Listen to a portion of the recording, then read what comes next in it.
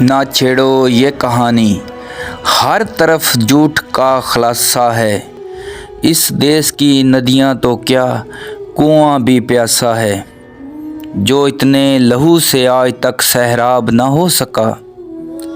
کیا اس دیس کو درکار کوئی بڑا حادثہ ہے، جو اس وطن کے لیے سب کچھ چھوڑ آئے تھے؟ ان کے لیے اس دیس میں صرف مفلسی کا سانسہ ہے۔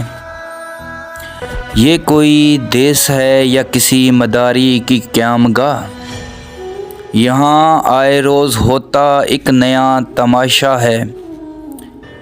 غریب شہر کے بچوں کو 2 وقت کی روٹی نہیں میسر، اور امیر شہر کا کتا بھی گوشت کھاتا ہے۔